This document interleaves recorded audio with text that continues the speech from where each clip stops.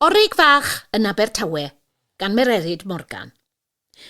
Enw gwefan ein dinas yw Croeso Bai Abertawe, www.croesobaiabertawe.com. A dyma beth fydd nod yr erthygl hon, sef roi cip i chi o'r hyn allwch chi ei weld, ei wneud, a'i fwynhau o gwmpas ail ddinas Cymru, dinas glannau Cymru. Mae'n ddinas sy'n elwa'r leoliad bendigedig, yn sefyll ar 5 milltir o draeth eang Bai Abertawe, yn ddinas sy'n fythol newid, ond sydd ei gwreiddiau'n ddwfn yn ei gorffennol. Galwodd Dylan Thomas Abertawe yn dref salw hyfryd, yn cropian a'r wasgar, wrth ymyl arfordir hir ag ogoneddus. Ond mae well gen i eiriau cofiadwy Brian Martin Davies, sy'n crisialu hyfrydwch Bai Abertawe. Pan oedd sydernau'n las, a môr yn Abertawe yn rowlio chwerthin ar y traeth, roedd cychod a chestyll a chloc o flodau yn llanw'r diwrnod. Llys enw Abertawe oedd Coperopolis ar un adeg, yr ardal ddiwydiannol gyntaf yng Nghymru, ac roedd yn fyd enwog fel canolfan gweithfeydd copr yn y 4edd ganrif ar 15. Gallwch fwynhau taith ymddeol ac unigryw ar Afon Tawe yn y gwch Copper Jack o'r marina, i glywed ar hanes ac i weld olion y diwydiant allweddol hwn. Mae nifer o ganghennau Merched y Wawr wedi mwynhau'r daith hon, gyda sylwebeth yn y Gymraeg hefyd. Mae ymgueddfa hynaf Cymru yn Abertawe yn drosordio hanes y ddinas, ac yn un o'r adeiladau prin oedd wedi goroesi blitz 1941. A phwy allangofio amgueddfa genedlaethol y glannau, a'i arddangosfeydd amrywiol sy'n defnyddio'r dechnoleg ddiweddaraf.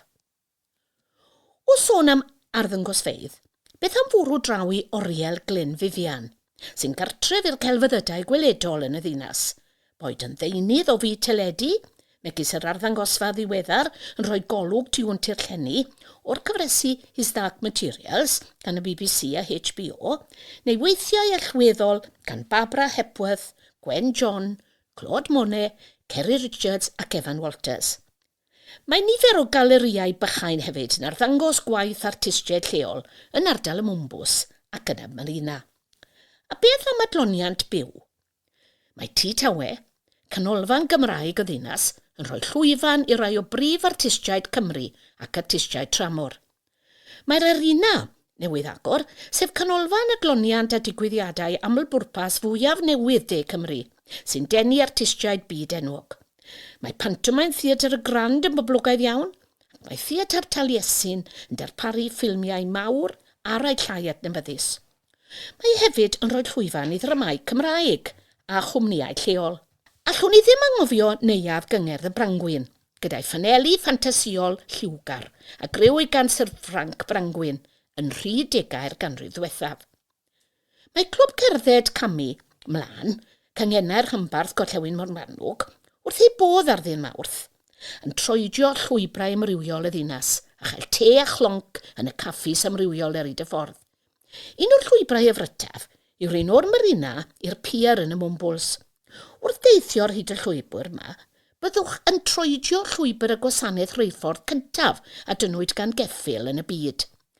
Cludodd y reilffordd yma'r teithwyr cyntaf yn y byd i dalu am ei taith yn 1807 ac yn ddiweddarach yn 1929. Yn dilyn trydaneiddio'r lein, defnyddiw trams mwyaf adeiladwyr erioed ym Mhrydain, eitha gorchest. Mae fy nghyfeillion a'r teulu yn gwybod nad ydw i'n arddwraig o gwbl, ond dwi'n gwerthfawrogi prydferthwch byd natur a'r ymdrech i greu gerddi bendigedig ac yn sicr mae gwledd o erddi a chyfleoedd i fwynhau byd natur yn Abertawe, yng ngerddi'n Clun, Singleton a Victoria. Lle gwahanol iawn yw sŵ trofannol Plantasia, lle anturus ac addysgiadol i blant o bob oed.